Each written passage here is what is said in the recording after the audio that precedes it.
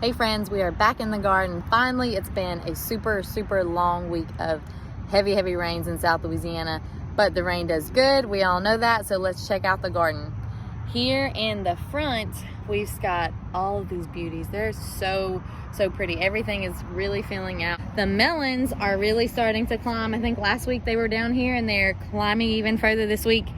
As you can tell, the sorrel is everybody's favorite at the gym. I really love sorrel. It's so good. It's a lemon spinach is what we call it, what all the kids call it.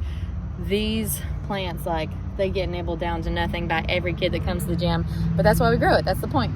We've got more basil in here, our borage in here, our tomatoes, our window box cherry tomatoes are in there. This black-eyed Susan, you can tell, is about to open, but it is getting massive. I planted some little watermelons right here, and oh look, you can see, man, I missed it. There's a little watermelon. There's a little male flower. Oh gosh, I didn't realize that was on there, and obviously it didn't get pollinated. We need to trellis this little friend on up here. I didn't even realize that it had started sending out runners. I'll just move him on up. There's more sorrel down here, little compact watermelons, and you can tell the rain is causing all kind of pH interesting things in here, but it's all good. It'll work itself out. On the back side of this is our pepper bed. We got our herbs down there that are still looking really great. Still a whole lot of weeds in the time, and the pepper bed is looking super lush. I'm a little bit uncertain what to do about these marigolds still, because they are massive and they're really protruding on the peppers. You can see I've got some fish peppers growing down there, some jalapeno peppers in the back that you can barely see for this sea of Jolly Jester marigolds. Got some wonder peppers in the back, shishito peppers, which if you come down in here, you can actually see there are quite a few shishito peppers. I could probably pick some pretty soon. These are a banana pepper. Yeah, banana peppers. This little habanada, I don't even know how he gets sun with this thing. So I guess we're gonna be trimming all this stuff. One thing I'm really excited about are these Jimmy Nardillos. They are by far my favorite pepper. They'll start turning red, and I pick them when they turn red, and they are delicious. They're so good to eat fresh off the plant. We literally just pick them and go. And then we have our Mexican torch sunflowers on the insides with their velvety cells, and the celery is looking really good. That's gonna go in smoothies soon. And a little bit of a different angle on our front garden. Those are just so pretty. A little front flower bed. If you can see over there, that Tramontino squash has gotten massive. It is incredibly big. We've got our cilantros going to seed, our cranberry hibiscus. These tomatoes need to be staked up even further. And in here we've got some squash growing. There was a few little baby squash in there. And I'm kind of stumped about this. I feel like this has got to be maybe blossom end rot, because I've had so many squash. They all get pollinated. I make sure they're all pollinated because I'm so excited. There's like 7 or 8 of these little things, and then the last 5 have ended up like that. So if you have any experience with that, I would love to know, because it just looks terrible. There's some cucumbers growing up the back there that I just planted earlier, some citronella in our onions. And then over here, we've actually started harvesting quite a bit of the kale because the caterpillars are coming out. We've got these super pretty white marigolds that I've actually been deadheading because I want them to keep producing. This bed is a little bit different soil than what's in the front, and I find that I have a little bit of a harder time keeping up with these. They hold water a lot more. They have a lot more bark in them, and so navigating the watering between the different soils has been really tricky. I've been using a little meter to check out when it needs to be watered, and this one is never needing to be watered as often as the others. So as it's rained so much, it's a little bit waterlogged right now, so everything is kind of doing differently over here compared to in the front. And that's just what happens sometimes whenever you do things in stages. We got our basil, more tomatoes that need to be staked up. You can see our kale we've been harvesting on, and whenever it gets a little past its prime, I just drop it and let the little bugs eat on that so they don't eat on the rest of it. But I've been giving away so much kale, and people have been making wraps and putting it in their salads, all kind of things. More little tomatoes that I've been trying to come out, shake, make sure they get pollinated. Ooh, I missed you. All of this basil is looking so good, and I'm so excited to make pesto soon. I just come out, keep pinching these little seed heads off right above a node, and then that will make those be even bushier. This is the feathered frills kale, and it is so pretty and unique. More of our marigolds, some red Russian kale, more celery on the end. I'm waiting on this Mexican mint marigold to open. I can't wait to see it. It looks super, super pretty, and I was really excited about it. We've got all of these beautiful flowers blooming out everywhere. I'm waiting on this to go to seed. Got a few more zucchini in there, and I have one big, beautiful, I think this is the black creme. Yeah, the black creme tomato. I typically only grow like cherry tomatoes or small Romas and things, because my kiddos in the gym and the garden like to come and just pick tomatoes, and cherry tomatoes are significantly faster. There's more to go around. There's less waste if a kid tries it and they're like, oh, I didn't like that. Got more borage back there. I've got cucumbers planted in the back. And like you can see, these are also pretty small. I'm gonna kind of have to test out that little feeding cycle. Maybe you guys can give me some help on these also. These are my 8-ball squash, the first squash that I was able to harvest. I come out and I hand pollinate them to make sure they're pollinated, and they're just not doing great. I've had a couple that I've been able to harvest, but for the most part they're just turning to mush. So I don't know if it's like blossom end rot, but I probably had like 5 or 6 in the last few weeks. I'm getting really discouraged, and I think that it might be caused from all the rain, because we're having a ridiculous amount of rain, but I'm not exactly sure.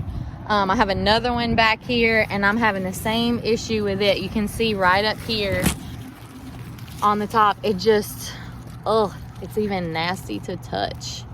Ugh. It just goes to mush, and I know they're getting pollinated because I'm coming out and pollinating them myself. The tomatillos are still doing well. I noticed today that this purple tomatillo is doing really well, and the Dr. Witchies is looking a little different. So I'm not sure if that's a deficiency, and I'm gonna put a little bit of iron tone in there to see, because these are right next to it. And I mean, this plant, I have 2 plants in each one. This plant looks really healthy, really green. This one is starting to get a little bit of spots on it, starting to look a little bit interesting, but I've got tons of fruit on this one. And then this plant, particularly on this side, is looking really yellow, and this one's starting to look that way, but it's not the most terrible. So I think that it's probably caused from a ton of rain. We've had 4 days in a row of rain this past week, and probably a lot of overwatering. This Ford Hook Swiss chard looks amazing, and I actually am gonna harvest some of this to cook with. They're growing so well. They're so pretty. I showed you the onions before. I did experiment doing some onions in little 1-gallon pots. These are obviously not filled all the way to the top, and you can see this one's kind of bulbing up a little bit, but that one's not at all. So I think next year I'm gonna go with putting 5 or 6 onions in a large pot instead of doing the 1-gallon for sure. We've got our compost bin over here in this middle bed. The black-eyed Susan is part of that is dying off. That's been there for a long time and went through the freeze. We've got more sorrel down here, celery on the corner, a few tomatoes on the inside, and then these sunflowers right here that volunteered, and they have been absolutely gorgeous. We finally have one. If you guys remember the last video, it was like my height. It's now way up there, and it looks beautiful. Let me climb up on top of this so that you can actually see that. It is so pretty. It's starting to make other little sunflower heads, and it's gonna be a beautiful addition to the garden. I've got some silver slicer cucumbers over there and more sorrel at the bottom. So this is gonna start looking different pretty soon. I'll have all of these black-eyed Susans pulled out. We'll save seeds from these to share, and then we'll add more sorrel and other things, and we'll pull out the arugula that was on that side also and add a few other things in there. And this, once it finally goes to seed. And this little area, I've got a couple of pots. I have a Thai pink egg tomato over here, and I have a Jimmy Nardello or habanada and a sugar rush peach over there. And then the last stop in our garden is this big glorious arch. This is 2 tromboncino squash plants. You can see I've got female flowers and fruit all over this thing. This side in particular is done really, really well. You'll notice that this is new from last time we did our video. Inside this little area, I have a roselle and I have some zinnias, and then there's also a few more of the window box cherry tomatoes. And this thing got massive. This is like what I hoped the garden to look like. So I planted 2 and they were just taking over. So I was like, I have to get some of these lines up off of this or the roselle is not gonna make it. And since I've lifted it up, it seems like this is overtaking even more. But buried underneath all this, right in there, is a little roselle plant. I'm not sure if it's gonna make it. You can see the window box cherry right in there. And we've got some zinnias right here. So this is looking super lush and beautiful, and I'm so excited. Right on the other side of those, underneath it, we have more sorrel and some spinach. Back here, hiding in the rest of this plant, are some, oh goodness, those are some eggplants that this line is trying to overtake. I'm gonna need to help that out. The watermelon radishes that my sweet girl Esther planted. I had posted a video of her planting these, sowing these seeds, and they're getting huge. I'm really excited to try those. These are strawberry spinach, and they have actually, they're becoming a trap plant. You can see right there, I don't know if that's focused very well, a teeny tiny caterpillar. Oh my goodness, there's a big one. Ugh, these caterpillars are tearing up my strawberry spinach. I have little holes everywhere. So really, they're becoming my trap crop for this year. But I'll take it. They're not eating my sorrel. Fingers crossed, knock on wood somewhere, that they don't. This is my silver slicer cucumbers. You can see I've got a beautiful little one there, and this is more of that strawberry spinach that the caterpillars are just wreaking havoc on. And this is the other front side. This is another Mexican torch sunflower. This one is the yellow torch. And then I have more roselle in the middle. I think I have 4 in this middle row. And these are the window box cherries that are growing there. These are gonna be some pumpkins. And I also have pumpkins here that I'm gonna let grow out into this yard space next to it. And I'm gonna let the kids pick some pumpkins this year. So last year I had a butternut squash here on this front trellis that grew all out into that yard, literally to where the playground is, and it was huge. It was massive. We had so many butternut squash on it, and it was great. So I'm really hoping that I have the same success with these pumpkins growing out of the beds. And once these cucumbers kind of start to die back, the roselle will be able to grow up, and these window box cherry tomatoes will be done by that time. But this is what we rigged up for our tromboncino squash, and I'll probably have to be extending that soon because, I mean, all this rain, you can see they're just reaching super, super far trying to get out of there. So thanks so much for coming and checking out the garden with me today. We are, I think it's been maybe 10 days since we did the last garden tour, and this thing, gosh, it's literally in the walkway, up over the trellis. I can't wait to see how big it is next time. Thanks so much for checking out our Headkicks garden. We'll see you soon.